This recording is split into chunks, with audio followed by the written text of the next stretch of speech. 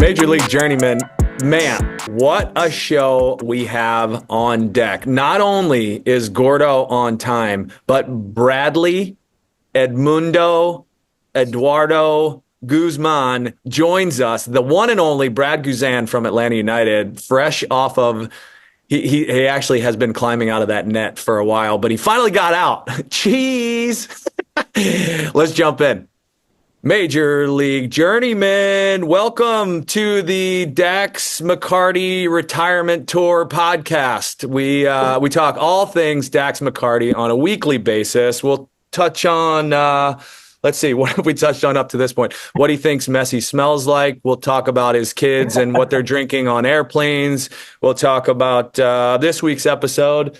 The cockroach lives to fight another day. It is incredible. But before we get to Dax McCarthy, we do have a special guest, Bradley Edwin Guzman, the one, the only. Goose, thrilled to have you here, first and foremost. But also, I want to start off with right away, are you considering yourself a journeyman? Yes or no?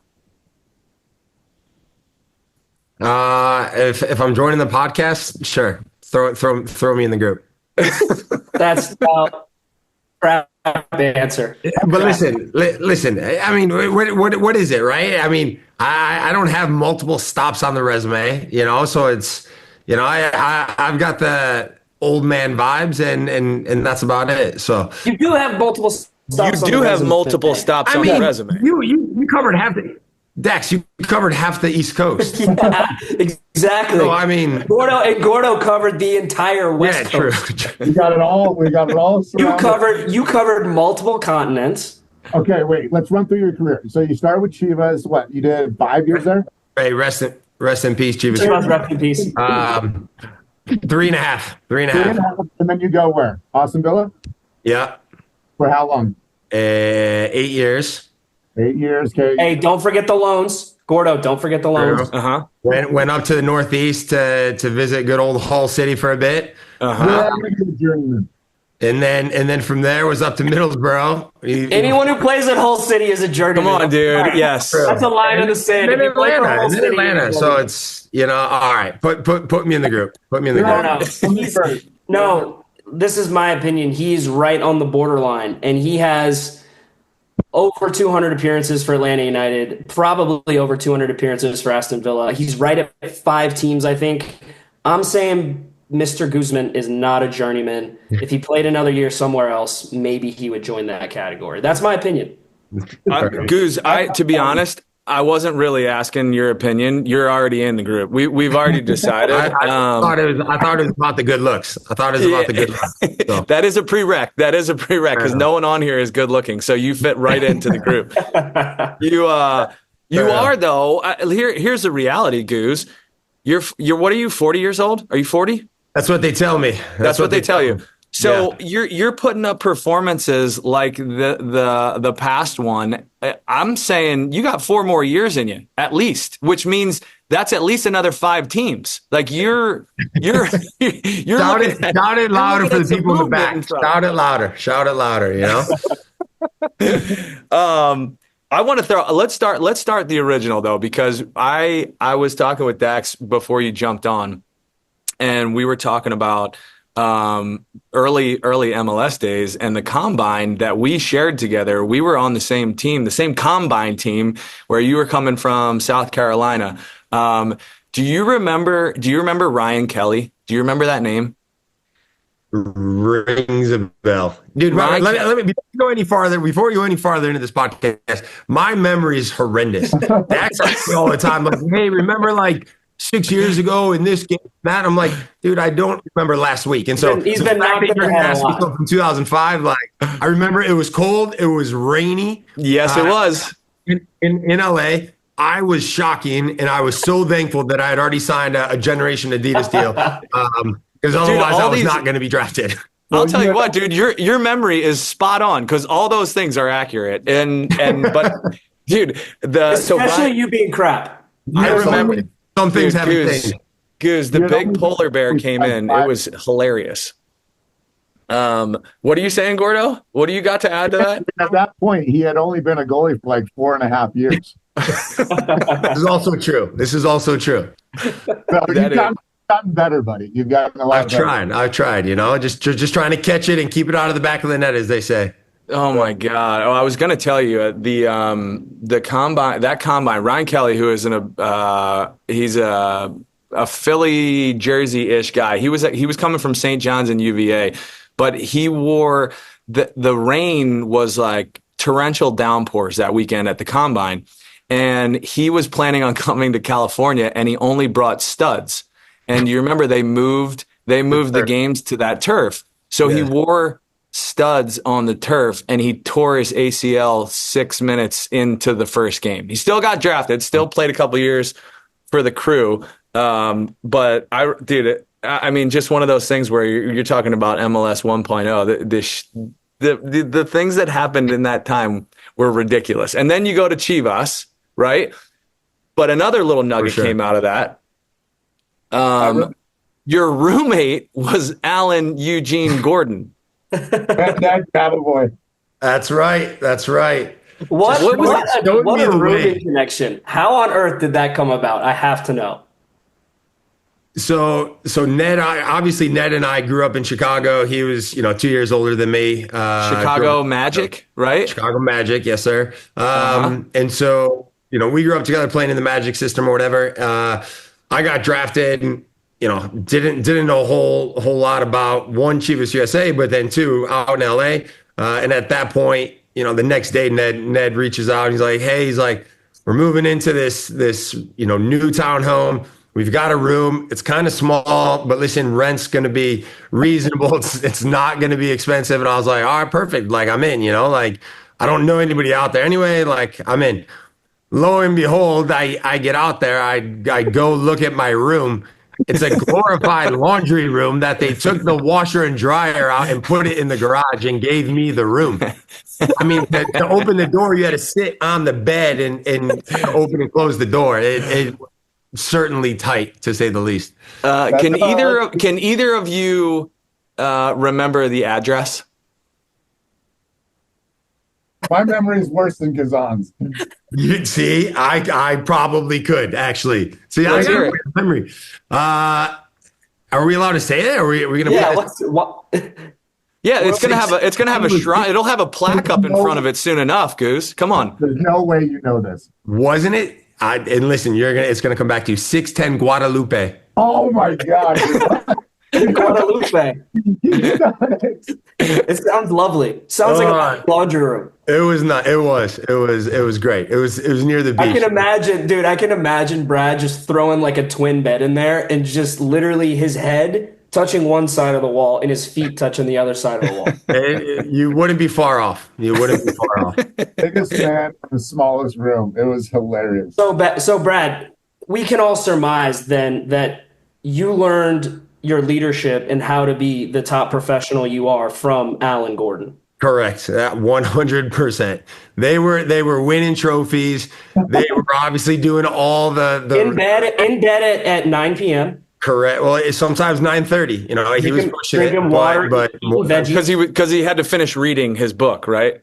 Exactly. I feel really bad, and I should probably apologize because we were in the same stadium, so we were on opposite days. So we would win on like Saturday, and we would be out partying. We'd be taking people home to the place, and Brad's trying to get some rest to get absolutely killed the next day. He's like, guys, please go to bed, please. I need you guys to go. I need you guys to go out to the pier because I need to go to sleep. I feel bad. I want to apologize on the record.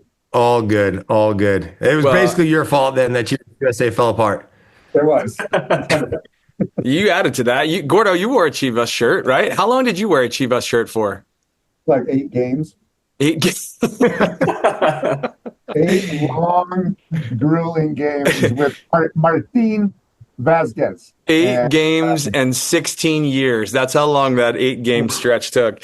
Goose, we got to talk about Miami, obviously. And you are have vaulted yourself, if you haven't had already an incredible career, which you have, I feel like this past 3-game series has put you in another stratosphere because of how well you played. I kind of think of there's a couple different goalkeeper performances that kind of come to mind. Tim Howard's in the World Cup, but then also I think this one recently is now I think being discussed as a masterclass. And no disrespect to you at 40 years old, I'm 42.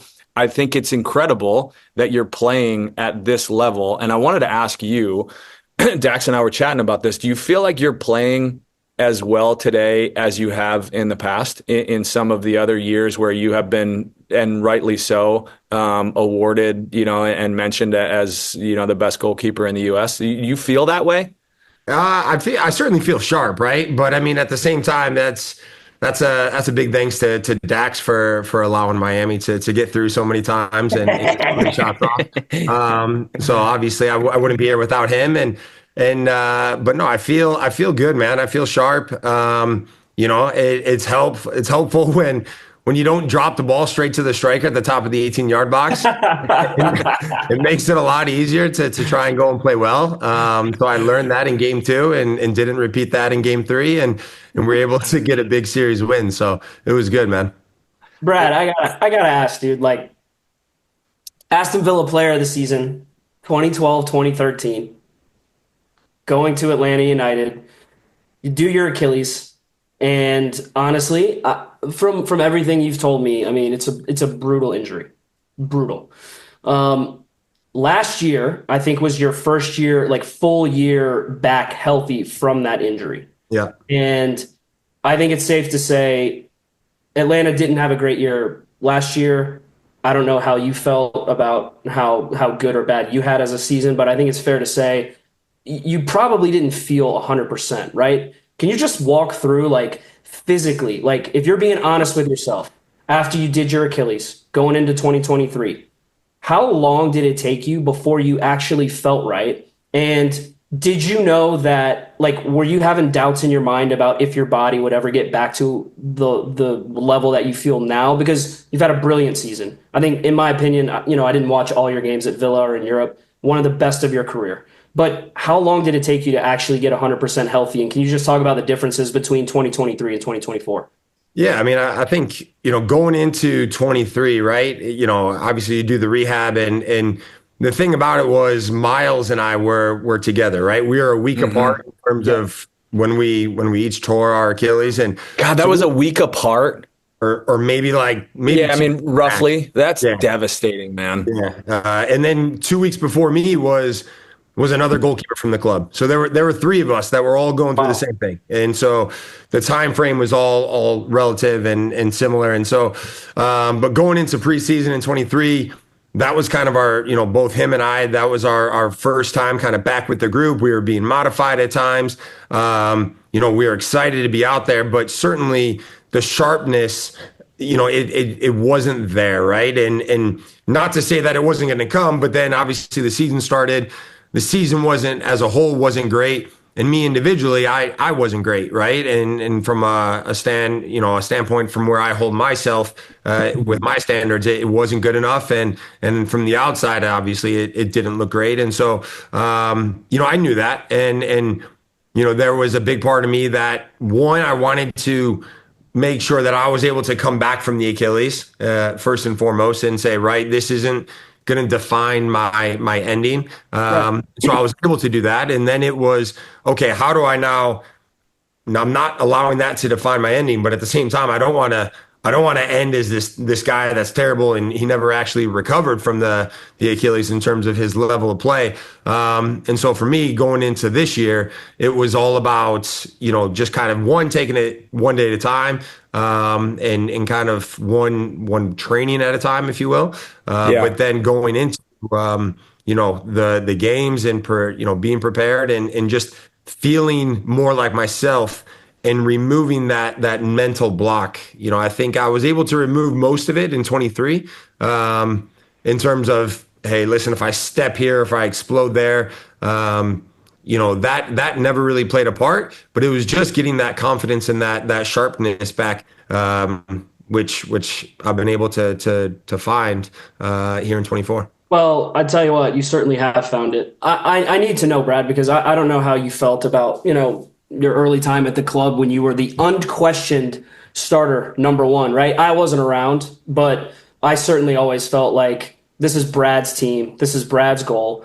And then after you tore your Achilles and came back in 2023, I mean, look, you know as well as I do that in this industry, they're always looking to replace you. Always. It just is what it is. I've felt that a lot of times in my career, even when I was playing at a really high level. Gordo always felt that. He always felt like he was trying to be replaced pretty much every session. Gordo was the replacer. Oh, he was the replacer. Got it. Yeah.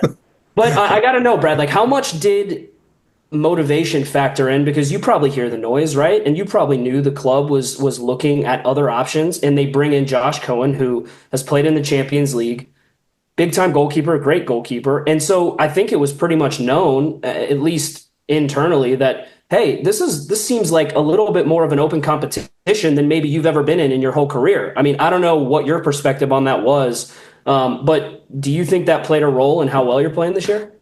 To be honest, no, just because I don't look at the external motivation and whether it's from a player or whatnot, right?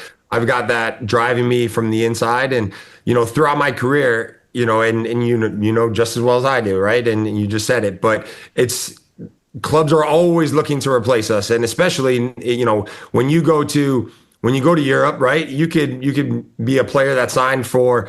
They could buy you for 50 million and you may have 12 months, 18 months to prove yourself. And if you don't, they're going to say, right, we're going to move on from you and it's no problem. And obviously that's a little bit more difficult within Major League Soccer because of the financial rules and whatnot and, salary cap and what have you. But, so going into this year, I knew obviously when Josh was coming in, I knew there was going to be a competition. I've always said that you want that fair crack of the whip in terms of the fair opportunity. Whether and listen, the conversations I had with Gonzalo in preseason, that's what it was going to be. It was going to be an open competition, and I said, okay, no problem. I wouldn't want it any other way, right? And that's just how I tick, how I go, and like I said, regardless if they signed Josh or Gigi Buffon or whomever, right? Like it doesn't matter for me. It's about what drives me on the inside, and so I think that probably brings out the best of me. But at the same time, it's I'm not looking outside of kind of my lane for motivation because I've got it all on the inside. That's funny you say that. Brad, because that's what I was going to ask you. Like this competition, okay. Let's just say you're fired up, dude. You're getting in Martinez's face. You're getting in Messi's face. You're pushing Suarez. Hey, there's a little guy. We're a family friendly pod. Let the kids join. Yeah. Hey, he was playing goalie in the yard, and I think he just took one to the face. So life of a goalkeeper. That's right. Madeline, I don't want to be a goalie. Okay. Smart.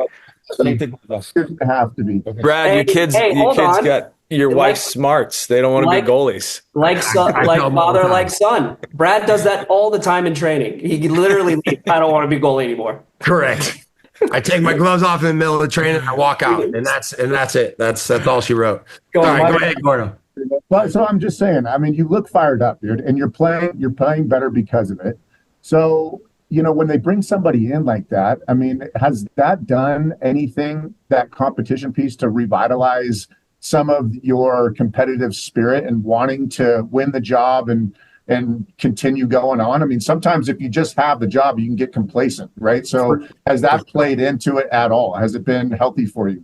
It's certainly been healthy. I don't think that's played a huge part of it, to be honest with you, because, I think, and Dax, you would probably be able to attest to this, where you don't know what tomorrow's going to bring, right? The fact that we're not 21 years old, tomorrow's not guaranteed in terms of, one, health in terms of being able to go and train and play, but then two, in terms of team selection. And so you cherish those moments probably a little bit more at this point of your career. And so for me, the stuff with Josef, right? Like, him and I were good friends, and there's nobody you'd want more from a competitor standpoint, on your team than him, right? And what he brings in terms of the the intensity and competitiveness, and so now all of a sudden you've got the two of us going against each other, and then you're going to get fireworks, right? And then obviously the other night, obviously the Miami situation,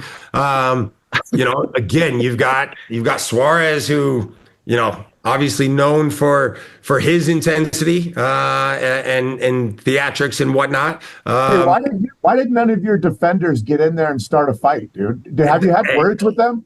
I was on the bench. That's why Brad knows I got his back. The old man. To be honest, I was looking. What in the hell would you have done? Hey, they were holding me back on the bench. The assistant coaches were like, "Dax, don't get sent off. Don't get sent off. You can't go on the field." For sure. I agree, though, Gordo. Where were the Bulls?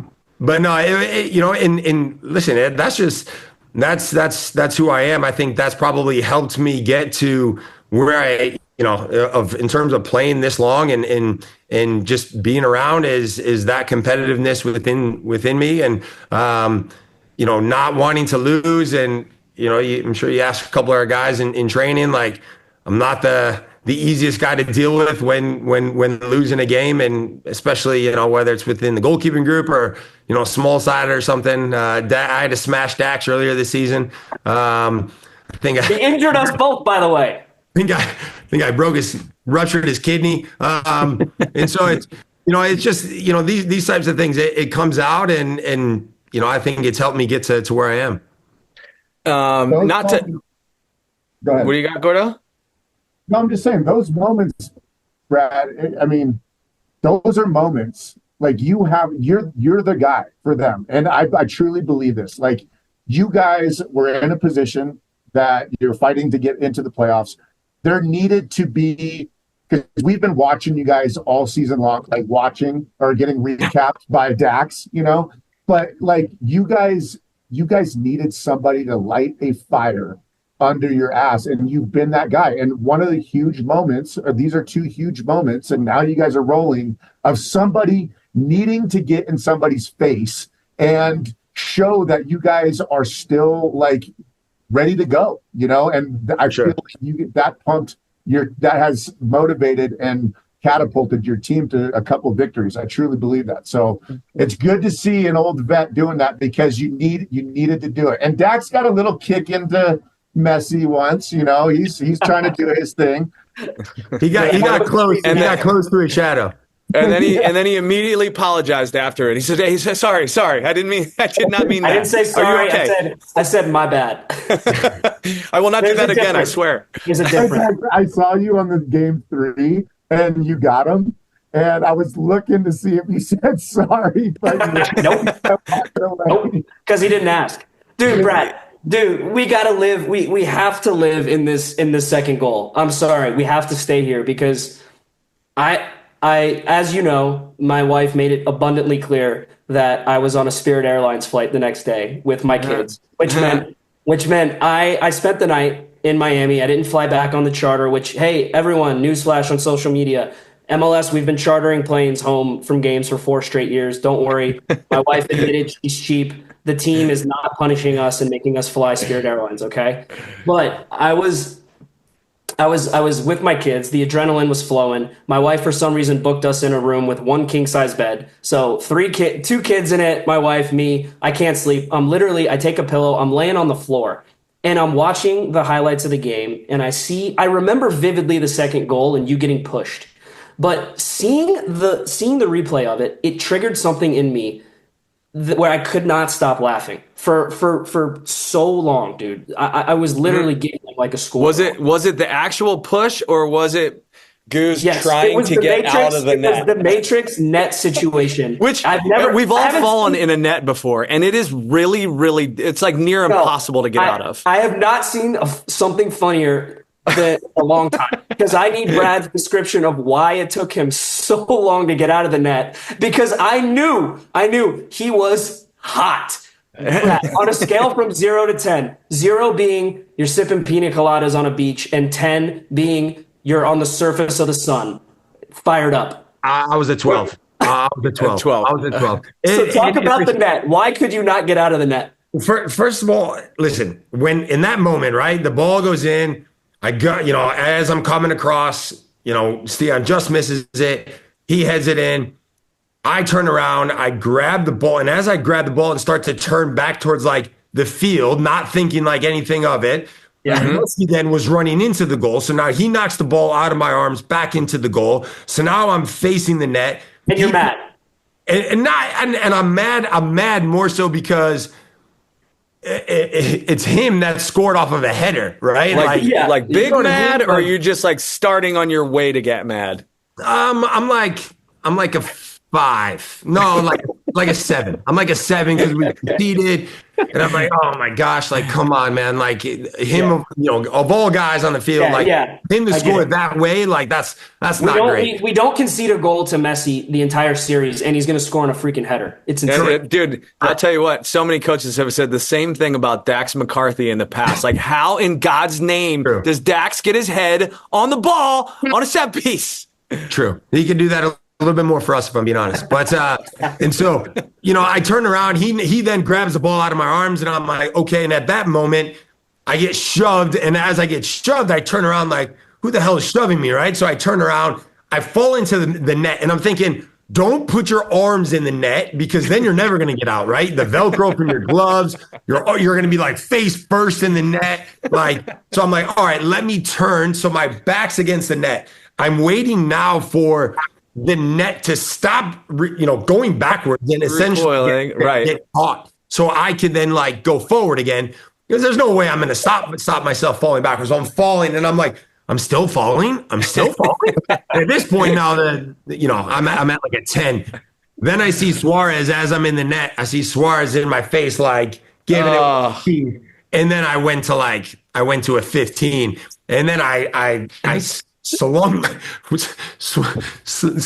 myself out of the net into his I've face. never seen a more powerful hip thrust in my life. Honestly, it was WWE style off the hamstrings were engaged. It was perfect.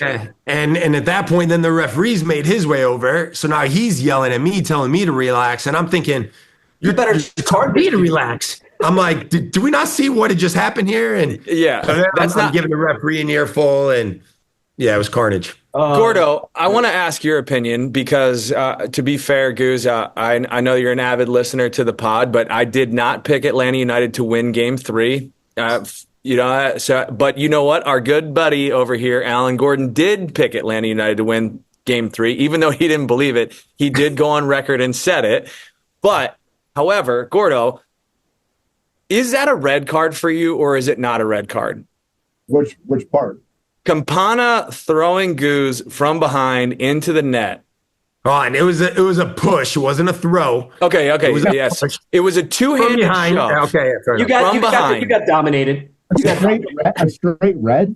It was only because you're in a vulnerable position, Goose. That never would have happened otherwise. It's not a red. It's not a red. It's not a red. He should have he should have got a yellow, but. No, is it not? Okay, so let me take it one step further. Is it not a red because it's Guzan and because it's in that moment in the game and that type of shit just happens? Because if somebody walks up and pushes somebody from behind, two-hand shove, anywhere else on the field, that's a red card. No. I hear what you're saying.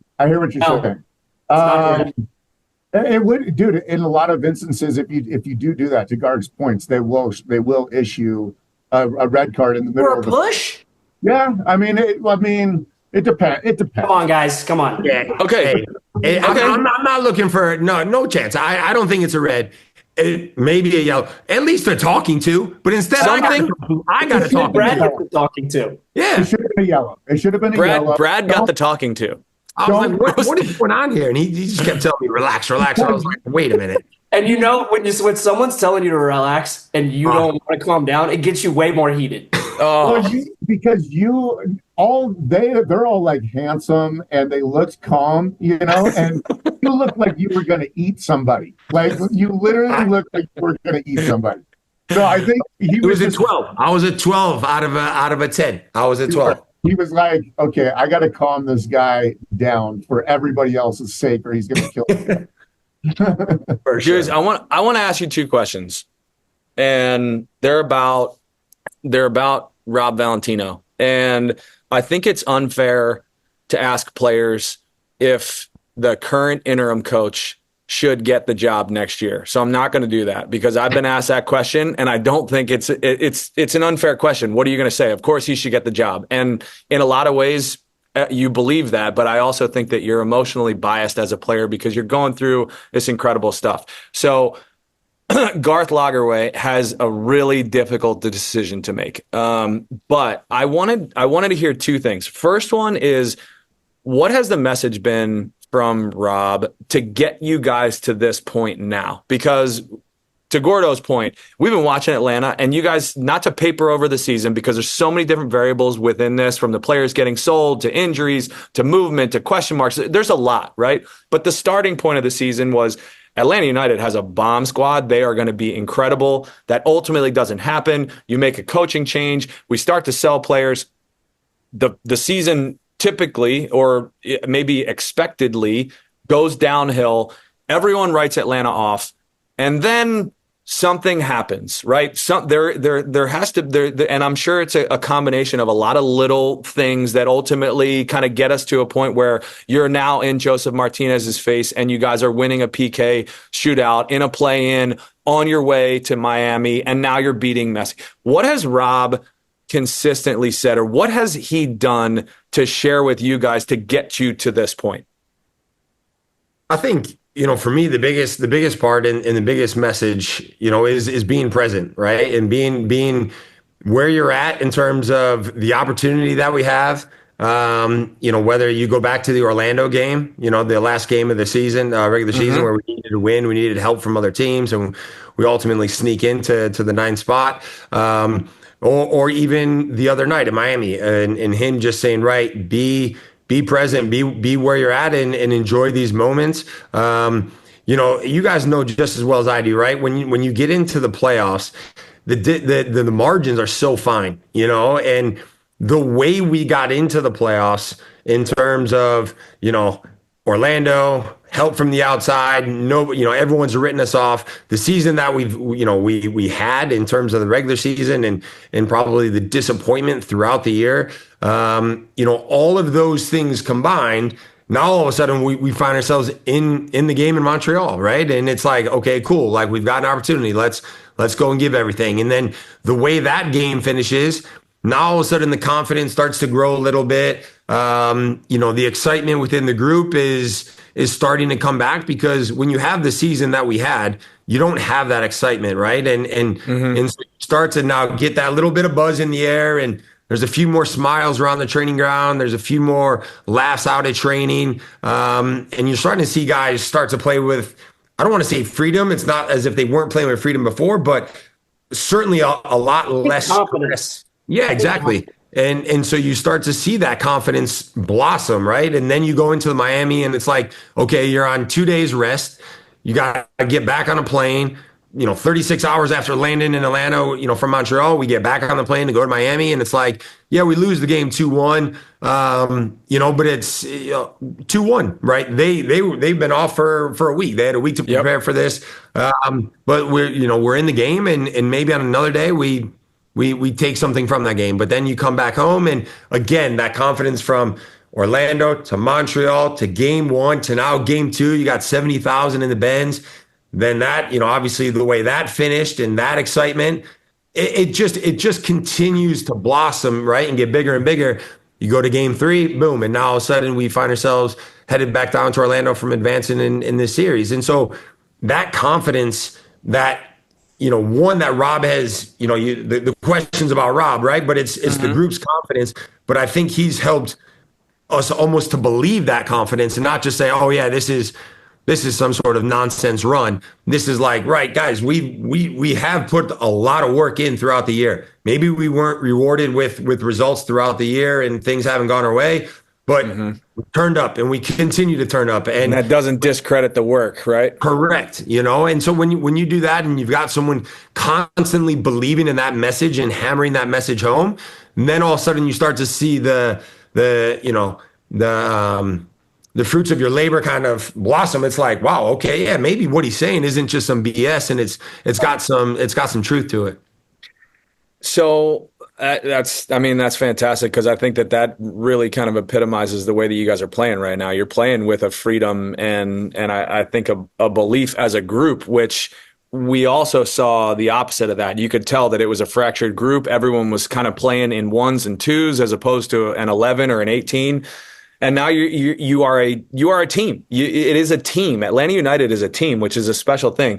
You've been around some incredible managers in stature, profile, name, success. Atlanta United, just to name the ones that you've been around: Tata Martino, Frank de Boer, Gabriel Heinze, Pineda. Now Valentino. And I think that you could probably give me, you've obviously been around Robbie for a long time too, because he's been an assistant and within kind of the Atlanta United ecosystem for a long time.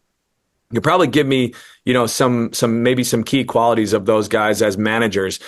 What is something that maybe the public doesn't know about Rob Valentino, of who he is as a manager? Because he's been off the radar for a while, and now he's thrust into, arguably one of the most high profile coaching positions in the league and in the country specifically, but the world as well. That is a sought after position.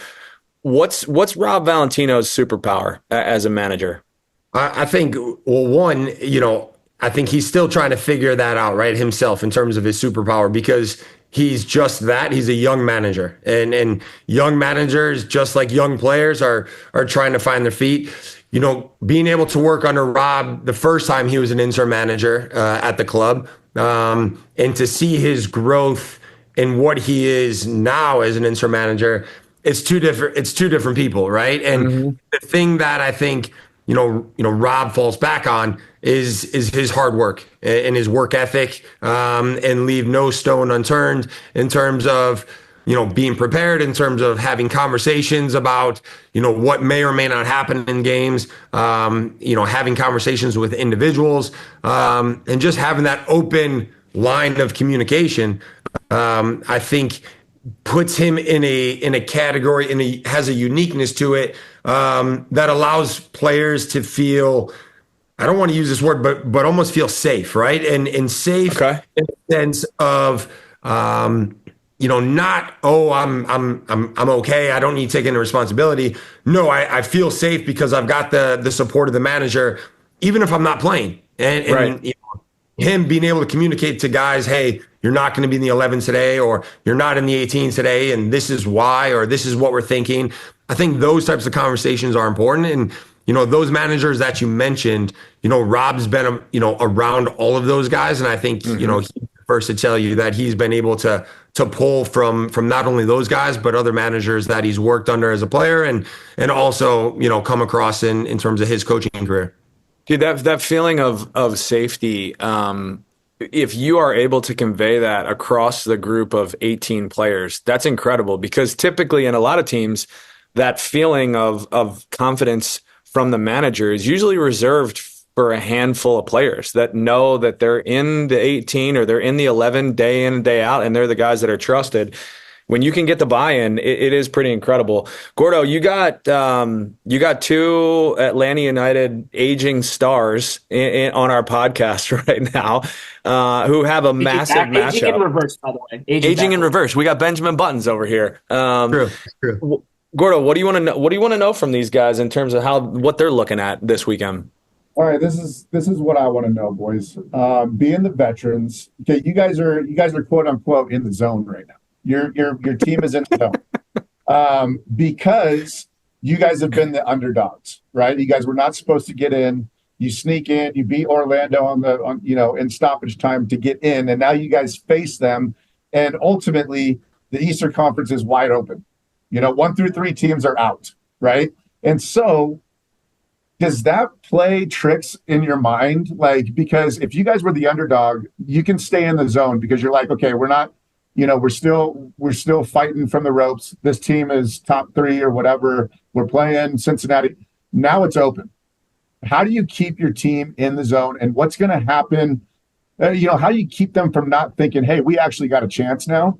Because I think that's been your best advocate, like your best weapon is thinking, hey, we're not supposed to win this, but you guys just took them down at home. You guys are going to face them again. Walk me through kind of the mindset of the team and how you guys are going to help control that as veterans. Go ahead, Brad. Yeah, I mean, listen, I saw a quote the other day, and it was, Atlanta United is playing with house money, right? And, it's what that was from you. Well, that's what I said. Thank you. Oh, gosh. Yeah. That makes me feel I'll really tell you nice. what. Thank you. I'll tell you what. I don't know if Arthur Blank would cool. agree with that.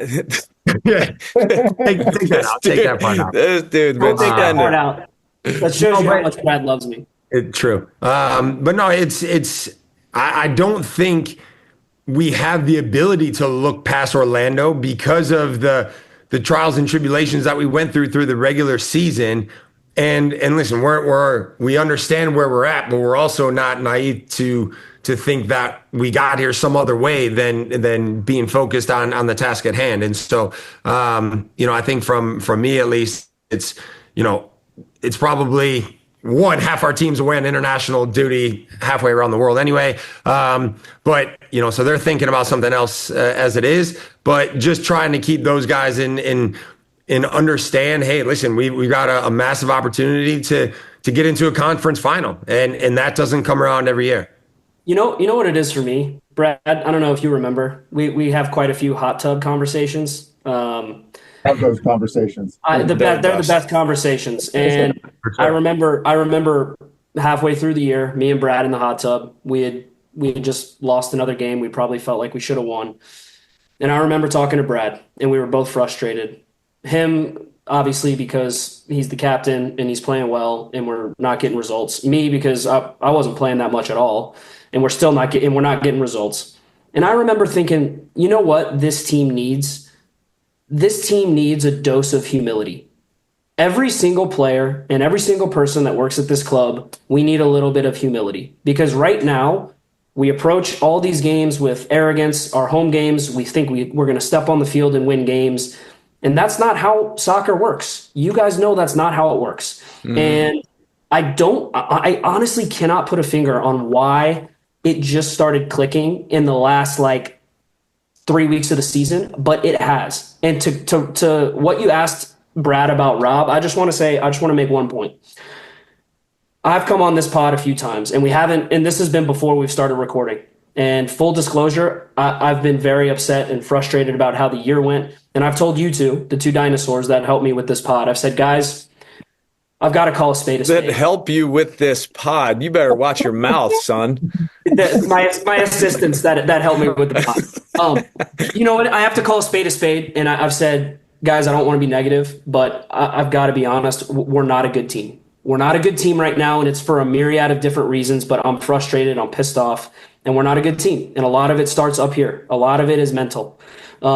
And for whatever reason, Rob Valentino, his superpower as a coach for me right now is he was steadfast in every meeting. He said, guys, I'm pissed off. This didn't look how I wanted it to look, but I see a good team. I see a good team and I see good players. And he kept saying that. And he said that over and over and over again. And there were some times where I believed him, and there were some times where I was like, I don't know what he's seeing. But he was steadfast in that thought of his. And now he has said it so much, and we finally started to reap the rewards of that with results, and that belief and that confidence is back. And so we've just taken down what a lot of people think is the greatest collection of talent in MLS history. Rob's whole mantra the last month has been F them all.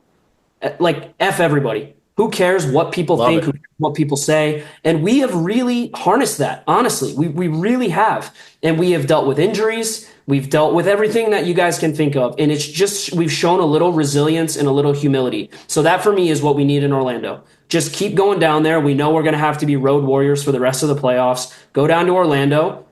And let's do what we did when we got the result on the last game of the season, because No one thought we were supposed to be here. And we aren't supposed to be here. So why not? We have literally 3 games left to make it to a final. And if that can't get you motivated, then nothing will. That's like how I'm thinking about it. No, that's pretty good, Dex. Goose, we're gonna get you out of here on what we like to finish with some of our favorite guests, and you are now considered one of our favorite guests. You've also become an iconic face for Atlanta United. You've been around long enough. At some point, you'll be on the Mount Rushmore of Atlanta United players, which is a pretty incredible feat because you've had some great players that have gone through there. But Dax is going to throw you 3 players, and you got to start bench or cut that you've played with in your time at Atlanta United. So Dax, the floor is yours, sir. This is our favorite little bit we do. I really like to see our guests squirm, and I know you're nervous. You don't like to rock the boat, Mr. Bradley Guzan. So I'm really. I'm cutting somebody straight away. All right, we're gonna do 3 start bench cuts, and we're gonna start with Atlanta United. Okay. So I got 3 players for you. Start bench cut: Tiago Almada, Josef Martinez, Miguel Almiron. Tell you what, that is a doozy of a starter. I am going and by the way, the interpretation is completely up to you with whatever you want to use as your metric for why you want to do that. Yeah, no problem. I'm cutting Tiago. I'm benching Josef after the altercation in Montreal, and I'm starting Miguel. Miguel's smile would light up a room. Happy kid ever. So you're never going to be a GM because you're cutting the World Cup winner. Got it. Okay, that makes sense. Listen, got to make tough decisions. True. All right, Goose. I got a follow up there. Who do you think is more popular in Atlanta, Josef Martinez or Miguel Almiron? I think Josef. Popularity, I think Josef for sure. Easy. Okay. All right. Bradley Guzan. Which one do you want to go to next? Your Aston Villa boys or your U.S. men's national team boys? Oof. Up to you. You decide. Let's go Villa. Let's go Villa. Let's go to your Villa days. Start bench cut: Ashley Young, Nigel Riacoca, Gabby Agbonlahor. Oh gosh. Okay.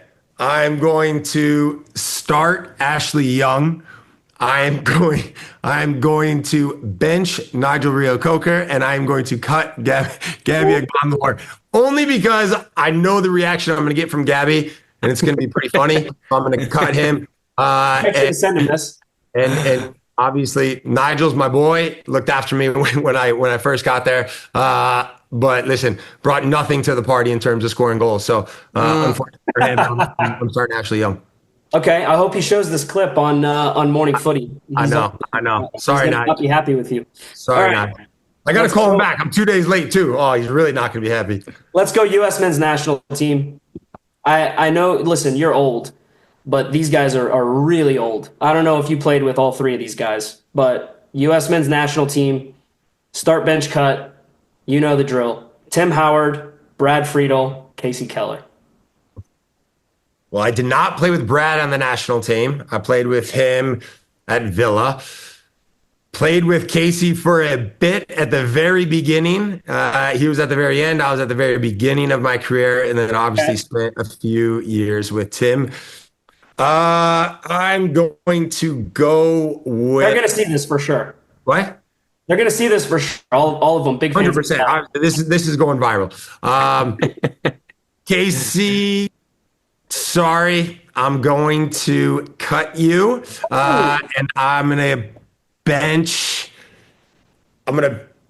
Brad, and I'll start him. And then a wild card, I'm going to sub Tim off at halftime and put myself in. Hey. Just saying. I like it. The first guy ever in start bench cut to sub himself in as a starter. First guy to ever do it. Not an option. As a sub, not even a starter. You could have started yourself. We're in a fantasy world right now.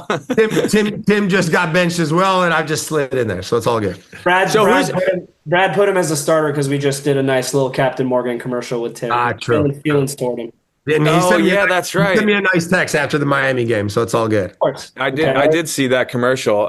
Next time, bring some personality to that, fellas. That'd be great. Hold on, guys. The last one that we asked all the potties, the guests. Yes, Gordo. You have to, okay, start, bench, cut, or kill. Me or maim. Me, Gargs, or Dax. Me, Gargs, and Dax. Yeah, I was gonna say or. I already know what he's gonna do here. What do you mean? Well, listen, I'm gonna start Dax because I need him full of confidence for fuck 2 off. weeks. Wrong start. Garg, listen, apologies, but you're getting the cut only because you're in the broadcast booth, and I think you do a phenomenal job. And Gordy, obviously, Mr. Sub himself. So, Brad, listen, this is what the consensus is amongst all the guests. I'm the starter. He's on the bench. Gargs is getting cut every time. Goose, I'll be honest. We're starting to see a theme here, and I'm not liking it. You know what it is? It's because you're running the podcast. You're running the show here. And you know what? Everyone's seeing the positive attributes you bring to the group here. And they're like, you know what? It just suits him more. It suits him. I'll tell you what, you got a future in business bullshit in front of you, Brad. We appreciate that here. Last one for you before we get you out of here. We got our podcast up and running. Now your boy Tim Howard and Landon Donovan got their podcast up and running.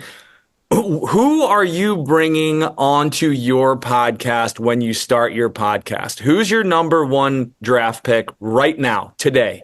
Well, listen, I'm going to be honest with you guys. I've turned a few podcasts down, and this is my first appearance on a podcast. If I remember correctly. Happy. Like I said, I need Dak full of confidence in 2 weeks. So I was like, whatever it's going to take. Whatever he needs, I'll do it. And so if I'm starting a podcast, then I think it's only appropriate that the Journeymen be my first guest. Exactly right. Okay. All right. But you got to start your own, though. I want somebody off the shelf right now. Your partner. Yeah, exactly. Yeah, I don't know. Listen, I don't need a partner. I'm running this thing myself. He's a goalie, man. He's a solo artist. It's a one-man show. 100%. 100%. One-man show. Goose ideas off the wall. Whenever you do start your podcast, we'd be happy to come repay the favor. We appreciate you jumping on, man. You're an absolute legend. Thrilled to see all the success, dude. You are absolutely crushing it. And I know that I didn't pick Atlanta last round. I'm not going to change because I don't want to mess up the juju or the vibe. So I'm going Orlando because might as well. I had to throw a little grit in Dax's beard because if I had picked him, he'd have walked out with like some good vibes. We need that anger in the redhead, right? I knew what I was doing. And we have 2 weeks now. We have 2 weeks now for me to fill these patches in. I'm excited. Yeah, get yourself a Crayola, dude, because it ain't growing. I love it. Goose, we'll see it, man. Thanks for coming on the pod, buddy. You're the hottest name in U.S. soccer circles right now. So if we lose you for an international break here coming up soon, I won't be surprised. Listen, don't believe all the hype you read on social media. All right. Thanks for joining, buddy. I'll see you tomorrow for coffee. Love it, guys. See ya. Thanks, Goose. Yeah. Cheers, pal.